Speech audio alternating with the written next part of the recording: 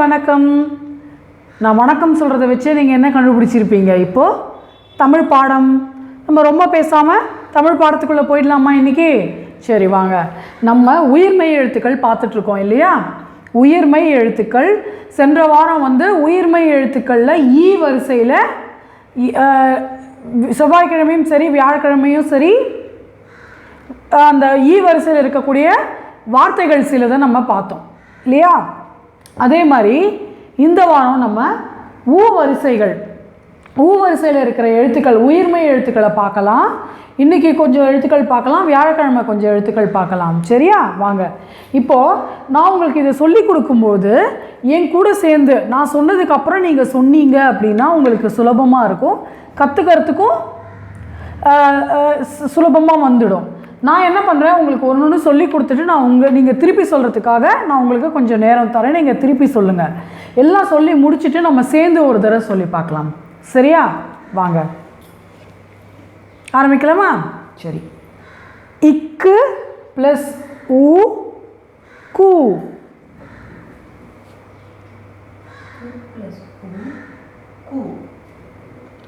இங்கு ப்ளஸ் ஊ மூ. इंग प्लस ऊ मू.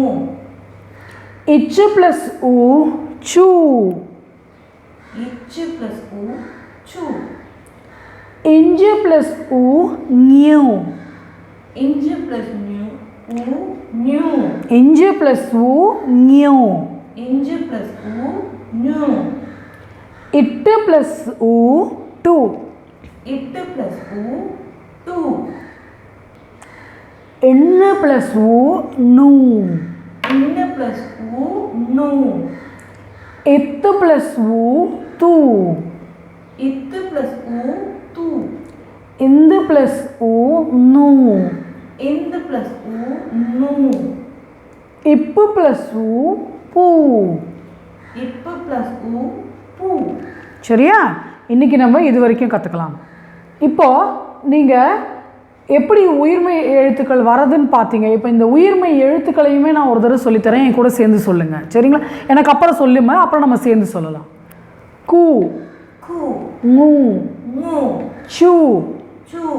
நியூ. நியூ. டூ டூ. நூ. நூ. தூ தூ. நூ. நூ. பூ. பூ. சரியா? சரி, நான் திருப்பி ஒரு தடவை சொல்லித்தரேன், மறுபடியும் இன்னும் ஒரு தடவை சொல்லிடலாம். அதுக்கப்புறம் நம்ம இந்த எழுத்துக்களை வச்சு என்னென்ன வார்த்தைகள் இருக்குன்னு தெரிஞ்சால் சுலபமாக இருக்கும் உங்களுக்கு. கூ கூ. மூ மூ. சூ சூ. நியூ. நியூ. பூ. டூ டூ. டூ. நூ. நூ. நூ. நூ. தூ. தூ. நூ. நூ. பூ. பூ. இப்போது நான் உங்களுக்கு கூலேருந்து பூ வரைக்கும் எப்படி சொல்கிறது, அந்த வார்த்தையை எப்படி உச்சரிக்கிறதுன்னு நான் உங்களுக்கு சொல்லி கொடுத்தேன். சொல்லும்பொழுது அதை எப்படி சொல்லணும்னு. இப்போ நம்ம அதை எப்படி எழுதுறதுன்னு நம்ம பார்க்கலாம். இதை பார்க்கும்போது இன்னொரு விஷயம் என்ன அப்படின்னாக்கா, ஒரு எழுத்தையும் ஒரு மாதிரி எழுத வேண்டியிருக்கும், உங்களுக்கு கொஞ்சம் கஷ்டமாக இருக்கும்.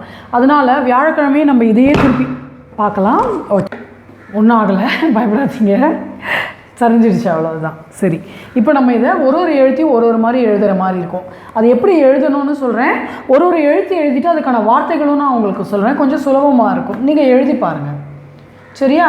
இது கொஞ்சம் மெதுவாக தான், நான் வியாழக்கிழமையும் இதை திருப்பி உங்களுக்கு சொல்லித்தரேன், கவலைப்பட வேண்டாம். சரியா? சரி வாங்க, முதல் எழுத்து போகலாம். நம்ம இக்கு ப்ளஸ் ஊ நான் என்ன சொல்லியிருந்தேன்? கூ. கூ எப்படி எழுதணும்னு காட்டுறேன் பாருங்கள். கா போடுற மாதிரி முதல்ல போட்டுடுங்க. அப்படியே கா போட்டுட்டு அப்படியே கொஞ்சம் கீழே சுழித்து இங்கே வரைக்கும் வரணும். அவ்வளோதான் கூ. நான் திருப்பி மறுதடவை உங்களுக்கு காட்டுறேன். கா எழுதிட்டு அப்படியே கீழேருந்து சுழித்து கொஞ்சம் இவ்வளோ தூரம் வரணும். கூ. இப்போது உங்கள்கிட்ட இதை எழுதுறதுக்கு புத்தகம் உங்கள் கையில் புத்தகம் வச்சுருந்தீங்க அப்படின்னா வீடியோவை நிறுத்திட்டு பாஸ் பண்ணிவிட்டு எழுதி ஒரு வார்த்தை ஒரு எழுத்து நான் சொல்லும் பொழுதும் நிறுத்தி கொஞ்சம் எழுதி பழகினீங்கன்னா சுலபமாக வரும். 2 நாளும் நம்ம இதை தான் செய்ய போகிறோம், நீங்களும் அதையே செய்யுங்க. சரிங்களா? இப்போ யார்கிட்டே இல்லை அப்படின்னா வீடியோவை பாஸ் பண்ணிட்டு போய் எடுத்துகிட்டு வந்துடுங்க பார்க்கலாம். திஷாந்த், நிஷ்வன், ஜெசிகா யார்கிட்ட புக் இல்லையோ போய் எடுத்துகிட்டு வாங்க, நான் வெயிட் பண்ணுறேன். வீடியோவை பாஸ் பண்ணிவிட்டு போங்க, வந்து இது ஒரு தடவை எழுதி பாருங்கள். சரியா? திஷாந்த், நிஷ்வந்த், ஜென்னா எடுத்துகிட்டு வந்துடுங்க. சரிங்களா? சரி, நான் இப்போது அடுத்த எழுத்துக்கு போயிடலாம். இங்கே ப்ளஸ் மூ அப்படின்னு சொல்லியிருந்தேன். மூ, இந்த மூவை எப்படி எழுதணுங்கிறத நான் உங்களுக்கு இப்போ சொல்லித்தரேன். ஞ போட தெரியும் இல்லையா நமக்கு, உயிர் எழுத்துங்க ஞ, அந்த ஞ எழுதுறது எப்படின்னு நான் உங்களுக்கு இப்போ சொல்கிறேன். மூ எழுதுறதுக்கு முன்னாடி நம்ம கூல ஒரு 2-3 சில வார்த்தைகள் சொன்னோன்னாக்க உங்களுக்கு வந்து அது சுலபமாக இருக்கும் உச்சரிக்கும் பொழுது. சரிங்களா? குரங்கு, மங்கி, குரங்கு கூ வருது, ஆரம்பத்துலேயும் கூ சத்தம் கேட்குது, கடைசிலையும் அதே மாதிரி இருக்கு இல்லையா? குரங்கு. அதுக்கப்புறம் என்ன சொல்லலாம்? குளம். குளம் அப்படின்னா ஒரு பாண்ட், ஒரு வீட்டுக்கிட்ட நீங்கள் பார்த்துருப்பீங்களா தண்ணி தேங்கி இருக்கிறது குளம் அப்படின்னு சொல்லுவோம். குளம்ங்கிறது லேக்கு, குட்டை தான் பாண்டு. சரியா? குளம், குட்டைன்னு சொல்கிறது நம்மளாக உருவாக்குறது பாண்டு, குளம்ங்கிறது லேக். சரியா? அடுத்து குட்டி, நாய்க்குட்டி, சின்னதுன்னு சொல்லுவோம் இல்லையா? நாய்க்குட்டி, பூனைக்குட்டி, குட்டியாக இருக்குது, எனக்கு குட்டியான ஒரு குட்டி பென்சில் அந்த மாதிரி சொல்லுவோம் இல்லையா? அதுதான் குட்டி, சின்னது. சரி, இப்போ மூ எழுதிடலாம், அதுக்கப்புறம் பார்க்கலாம். மூ எழுதலாமா? ஞ எழுதுங்க ஃபஸ்ட்டு. ஞ எழுதுங்க முதல்ல.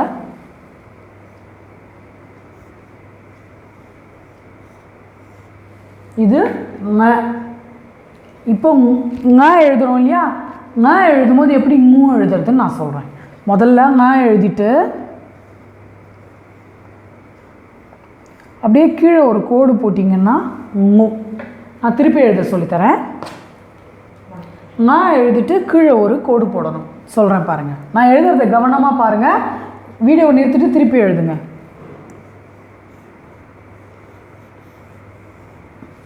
மூ, கீழே நான் ஒரு கோடு போடுறத பார்த்தீங்க இல்லையா? ஞ எழுதிட்டு கீழே ஒரு கோடு மூ.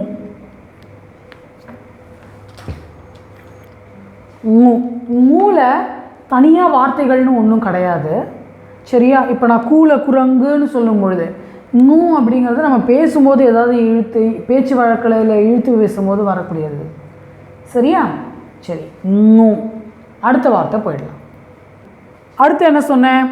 இச்சு ப்ளஸ் ஊ சூ, சூவாவும் சொல்லலாம், சூன்னு சொல்லலாம்னு சொன்னேன் இல்லையா உங்களுக்கு? இச்சு ப்ளஸ் ஊ சூ, இல்லை இச்சு ப்ளஸ் ஊ சூ. எப்படி எழுதுறதுன்னு நான் சொல்லித்தரேன் வாங்க. எப்பவும் போல் சா போட்டுக்கணும். சா போட்டுட்டு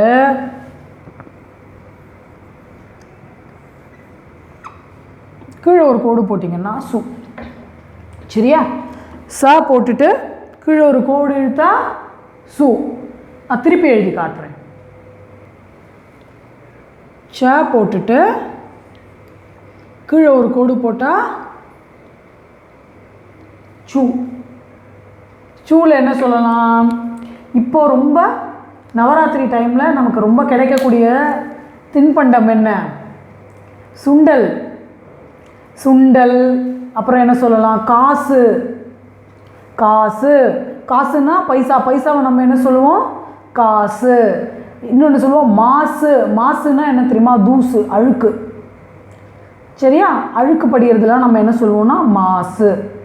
சரியா? கேட்குதா உங்களுக்கு? நான் சூ சொல்லும் பொழுது மாசு, சுண்டல். சரிங்களா? காசு.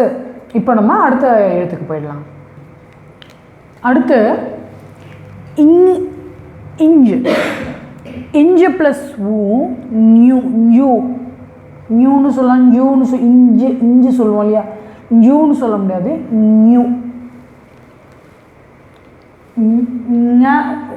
ஞ எழுதுறீங்க இல்லையா? ஞ எழுதும்பொழுது கொஞ்சம் சுழிச்சாலே போதும். நான் சொல்கிறேன் உங்களுக்கு எப்படி எழுதணும்னு பாருங்கள். இப்படி எழுதி இப்படி கீழே வந்து இப்படி ஒரு கோடு போடணும். திருப்பி எழுதி காமிக்கிறேன் பாருங்கள். ஞ போட்டு கீழே இப்படி எடுத்துகிட்டு வந்து ஒரு சுழி வந்து இப்படி போகணும். சரியா? எழுதி பாருங்கள்.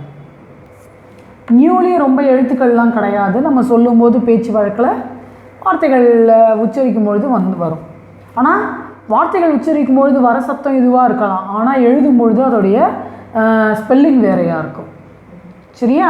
சரி, இப்போ அடுத்த வார்த்தைக்கு போயிடலாம். அடுத்த எழுத்து பார்த்துடலாம். இட்டு ப்ளஸ் ஊ டூ. டூ எழுதுறது எப்படின்னா, இப்போ நம்ம டா இப்படி எழுதுவோம் இல்லையா, இப்படி எழுத மாட்டோம். டூ வந்து வேறு மாதிரி எழுதுவோம், சுலபமாகவும் எழுதுவோம். நான் உங்களுக்கு சொல்லித்தரேன் வாங்க. இப்படி ஒரு கோடு போட்டு இப்படி ஒரு சுழி சுழிச்சா அவ்வளோதான் டூ. திருப்பி சொல்லித்தரேன். இப்படி ஒரு கோடு போடுங்க, இப்படி கீழே ஒரு சுழி கொண்டு வாங்க, டூ.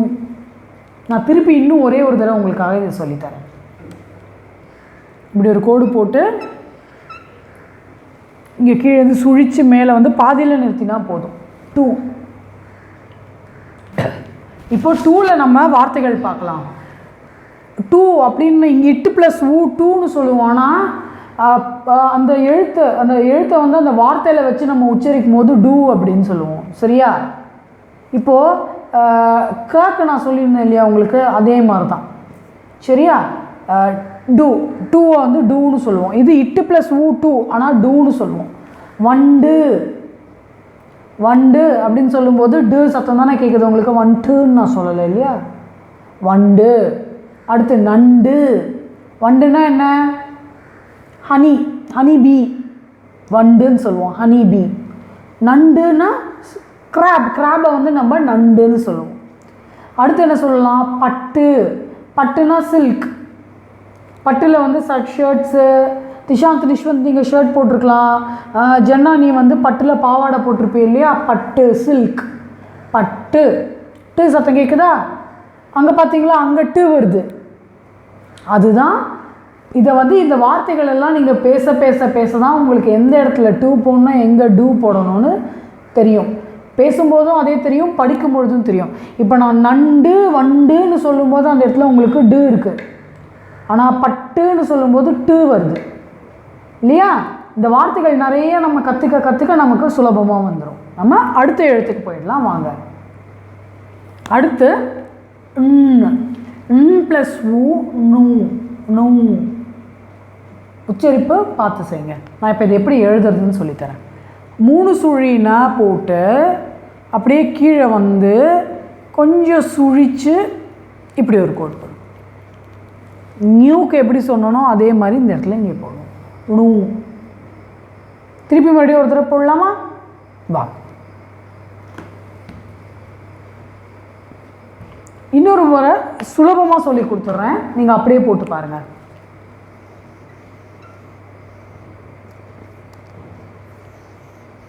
நூ. இப்போது இந்த இடத்துல ஒரு சுழி வந்தும் நீங்கள் போடலாம், இல்லைன்னா அப்படி போடாமல் 3 சுழினா போட்டு இப்படி போட்டுடலாம், நூ. உங்களுக்கு சுலபமாக இருக்கிறதுக்கு நீங்கள் இதை மட்டுமே பண்ணுங்கள். சரியா? அதை கஷ்டப்பட்டு போட வேண்டாம், இப்படி போடுங்க. எப்படி போடுவீங்கன்னா, நீட்டி இந்த மாதிரி நீட்ட வேண்டாம். இப்போ 3 சுழினா போட்டு இப்படி பண்ண வேண்டாம். அதுக்கு பதில் எப்படி பண்ணணும்னா, 3 சுழினா போட்டு அப்படியே கீழே வந்து இப்படி ஒரு கோடை போட்டுருங்க, நூ, நூ. சரியா? புரிஞ்சுதா? இது சுலபமாக இருக்கும். தூய தமிழ் எழுதுகிற மாதிரியெல்லாம் நீங்கள் ரொம்ப கஷ்டப்பட வேண்டாம். இப்போ வழக்கில் இருக்கிற தமிழ் எழுதினாலே போதும், நூ. சரியா? இப்போ இதில் இருக்கிற சில வார்த்தைகள் பார்த்துடலாம். கணுக்கால், கணுக்கால் அப்படின்னு சொல்லும்போது நு அப்படின்னு நான் சொல்கிறேன் பார்த்தீங்களா, கணுக்கால். கணுக்கால் அப்படின்னா முட்டிக்கு கீழே இருக்கிற இந்த இடம், அந்த காஃபை வந்து நம்ம கணுக்கால்னு சொல்லுவோம். சரியா? கணுக்கால், முட்டிக்கு கீழேருந்து பாதம் வரைக்கும் இருக்கிற அந்த காஃப் மசில்ஸ் இருக்கு இல்லையா நமக்கு, அந்த இடத்த நம்ம கணுக்கால்னு சொல்லுவோம்.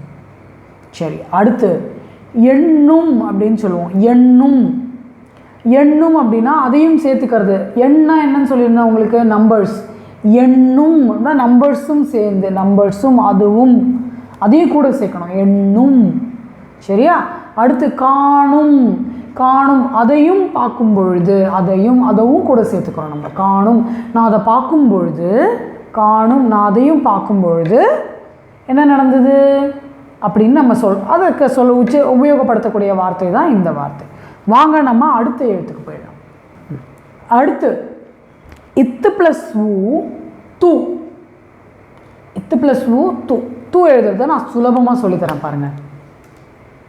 த போட்டுக்கோங்க, அப்படியே கீழே வந்து இப்படி ஒரு சுழி போட்டு நேராக மேலே வந்து ஒரு கோடு போட்டுருங்க, அவ்வளோதான். சரியா? திருப்பி எழுதி காட்டட்டுமா? தா போட்டுக்கோங்க. அப்படியே கீழே வந்து இப்படி ஒரு கோடு போட்டு ஒரு ஸ்டாண்டிங் லைன் போட்டுருங்க. Reverse standing line. மேலேருந்து கீழே வராது, இது கீழேருந்து மேலே போகும். சரியா? தூ தூ. இதையும் நம்ம சொல்லும்பொழுது தூன்னு சொல்லலாம், இல்லை தூன்னு சொல்லலாம். எழுத்தை பொறுத்து, நம்ம எந்த எழுத்து ஒரே எழுத்து தான், வார்த்தையை பொறுத்து நம்ம அந்த வார்த்தையை எப்படி உச்சரிக்கிறதோங்கிறத பொறுத்து தூன்னு சொல்லலாம், தூன்னு சொல்லலாம். சரியா? சரி, இப்போ வந்து இதுக்கு இதை வச்சு சில வார்த்தைகள் நான் உங்களுக்கு சொல்கிறேன் பாருங்கள். காது, காதுன்னு சொல்லும்போது நான் இந்த தூவை தூன்னு சொல்கிறேன், கேட்குதா? காது, காதுனா இயர். மாது அப்படின்னா கேர்ள்ஸ், கேர்ள். மாது அ உமன், இல்லைனா கேர்ள். சரியா? சரி, அடுத்து துயில். இப்போ தூன்னு வருது பாருங்க.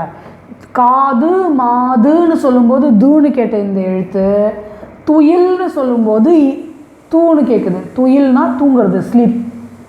துயில் மீன்ஸ் டு ஸ்லீப், துயில். சரியா? இப்போ ஜெனா அம்மா கிட்ட போய் அம்மா நான் துயில் பண்ண போகிறேன் அப்படின்னா அம்மா சிரிப்பாங்க. ஆனால் சொல்லி பாருங்கள், தப்பே இல்லை. தமிழில் வார்த்தைகள் ஈஸியாக அப்போ தான் வரும். சரியா? அம்மா நான் துயில் கொள்ள போகிறேன், அம்மா நான் துயில் பண்ண போகிறேன் பரவாயில்ல. இப்போதைக்கு உங்கள் வயசுக்கு இதை சொல்லுங்கள், பேச பேச நல்லாவே நல்ல தமிழ் பேச வந்துடும். சரியா? துயில்னா மீன்ஸ் டு ஸ்லீப். சரியா? இப்போ நம்ம அடுத்த எழுத்துக்கு போயிடலாம் வாங்க. தும்மல். மிஸ் ஜூனோ சொல்லியிருக்காங்க துயில் மாதிரி தும்மல். தும்மல் என்ன? ஹச். இப்போ தும்மினா கொரோனான்னு சொல்லி மிஸ் சௌந்தர்யா வந்து ஹாஸ்பிட்டல் போய் வேண்டாம், நம்ம தும்மல் அந்த வார்த்தையோடு வச்சுப்போம். சரிங்களா? சரி, இப்போ அடுத்த எழுத்துக்கு போயிடலாம் வாங்க. அடுத்து வந்து இன்னு ப்ளஸ் ஊ நூ. நூ தூ மாதிரியே எழுதலாம். நூ எழுதிட்டு கீழே வந்து ஒரு வளைவு, இப்படி நூ போட்டு அப்படியே கீழே ஒரு வளைச்சி ரிவர்ஸில் ஸ்டாண்டிங் லைன் மேலே இப்படி கையாடி மேலே தூக்கிடணும் கொஞ்சம். நான் போட்டுக்கோங்க. போட்டுட்டு இப்படி வந்து இங்கே இப்படி ஒரு கோடு போட்டு இப்படி மேலே ஒரு நூ. சரியா? சரி, இப்போ இந்த நூவை வச்சு சில வார்த்தைகள் நான் உங்களுக்காக எடுத்துருக்கேன், நான் சொல்கிறேன். நுரை. நுரைனா குளிக்கும் போது நம்ம சோப்பு போட்டு குளிக்கிறோம், என்ன வரும்? தண்ணி ஊற்றி சோப்பு போட்டு குளிக்கும் பொழுது என்ன வரும் உங்களுக்கு? நுரை வரும். கரெக்டாக? நுரை. காஃபியை வீட்டில் அம்மா ஆற்றும் போது மேலே என்ன பார்ப்பீங்க? நுரை. கடற்கரைக்கு போயிருக்கீங்களா? பீச்சுக்கு போயிருக்கும் பொழுது தண்ணீர் அடிச்சுட்டு வரும்பொழுது அந்த இடத்துல வெள்ளையாக வருமே, அதுக்கு பேர் என்ன? நுரை. சொல்லுங்கள், நுரை. சரியா? அடுத்து நுழை. நுழைன்னு சொல்லலாம். நுழைனா நான் உள்ளே வருது, உள்ளுக்குள்ளே போகிறதுக்கு பேர் நுழை. நுழையிறது, நுழைத்தல். இல்லைனா நம்ம ஒரு ஆக்டிவிட்டி பண்ணியிருந்தோம் இல்லையா நம்மளுடைய பள்ளியில்? என்ன பண்ணியிருந்தோம்? நீடில் த்ரெட்டு போடுறது பண்ணோமா? அந்த ஆக்டிவிட்டியில் ஊசியில் நூலை நுழைத்தீர்கள், நுழை. சரியா? நுழை. உள்ளே விடுறது இல்லைனா உள்ளே வர்றது பேர் நுழை. சரிங்களா? அடுத்த எழுத்துக்கு போயிடலாம். அடுத்து இப்பு ப்ளஸ் ஊ பூ. பூ எழுதுறது ரொம்ப சுலபம். பா எழுதிட்டு கீழே ஒரு கோடு போட்டிங்கன்னா பூ. சரிங்களா? நான் திருப்பி இன்னொரு தடவை எழுதி காமிக்கிறேன் உங்களுக்கு. இங்கே பாருங்கள், பா எழுதிட்டு கீழே ஒரு கோடு போட்டால் பூ. சரியா? புரிஞ்சுதா? சரி, இப்போ பூங்கிற அந்த எழுத்தை வச்சு சில வார்த்தைகள் நம்ம பார்க்கலாம். புறா, பிஜன், புறா. அப்புறம் என்ன சொல்லலாம்? புண். புண் அப்படின்னாக்கா புண்ணு. எனக்கு ஒரு இடத்துல புண்ணு வந்துடுச்சு, இடிச்சு கீழே விழுந்துடுறீங்க, இல்லை இடிச்சுக்கிடுங்க, அந்த இடத்துல உங்களுக்கு என்ன ஊண்டு வருது? You get hurt, right? அதுக்கு பேர் புண். அடுத்து புகழ். புகழ். somebody is praising you. உங்களை பார்த்து சூப்பர் ஜென்னா, தமிழ் தெரியலனா கூட தமிழில் இவ்வளோ அழகான வார்த்தைகள் நீங்கள் சொல்கிறீங்களே அப்படின்னு ஒருத்தர் உங்களை பாராட்டுறதுக்கு பேர் தமிழில் என்ன? புகழ். சரியா? புகழ். சரியா? நான் என்ன பண்ண போகிறேன் இப்போ உங்களுக்கு, கூலேருந்து பூ வரைக்கும் ஒரு தடவை நான் எழுதி காமிச்சிடுறேன், ஒரு தடவை நீங்கள் பார்த்துக்கோங்க. இப்போ நம்ம எழுதுறத இந்த வரிசையில் நான் எழுத போகிறதில்ல. எப்படி ஒரே மாதிரியாக சில வார்த்தைகள் ஒரே மாதிரியாக இருந்தது இல்லையா எழுதும்பொழுது, அது மாதிரி சுலபமாக புரிஞ்சுக்கக்கூடிய அந்த வார்த்தைகளை அந்த எழுத்துக்களை நான் உங்களுக்கு இப்போ எழுத போகிறேன். சரியா? அந்த எழுத்துக்களை தான் இப்போ எழுதி காமிக்க போகிறேன். முதல்ல வந்து நான் கூ எழுதுகிறேன். இதெல்லாம் சுழிக்கணும். இதில் சுழி மட்டும்தான் முக்கியம். அதனால முதல்ல அந்த மாதிரி சுழிக்கிற வார்த்தைகளை நான் உங்களுக்கு எழுதி காமிச்சிடுறேன். வாங்க, ஃபஸ்ட்டு கூ எழுதிடுறேன். க போட்டு அப்படியே கீழேருந்து மேலே எடுத்துகிட்டு போனால் அது கூ. ஜஸ்ட்டு ஒரு சின்ன சுழி போகிறோம். சரியா? அடுத்து டூ. டூவும் இதே மாதிரி தான் சொல்லியிருந்தேன் இல்லையா? ஒரே ஒரு கோடு போட்டு ஒரு சின்ன சுழி, அவ்வளோதான். சரியா? அடுத்து எழுத போகிற எழுத்துக்கள் வந்து உங்களுக்கு கீழே வெறும் ஒரு கோடு போட்டால் போதும். அந்த வார்த்தையை ஃபுல்லாக எழுதிட்டு அந்த எழுத்தை ஃபுல்லாக எழுதிட்டு ஜஸ்ட்டு கீழே ஒரு கோடு போட்டால் போதும். வாங்க, முதல்ல மூ. அந்த எழுத்தை ஃபுல்லாக நான் எழுதிட்டேன். மூ ஃபுல்லாக எழுதிட்டு கீழே ஒரு கோடு போட்டிருக்கேன். அதே மாதிரி சூ.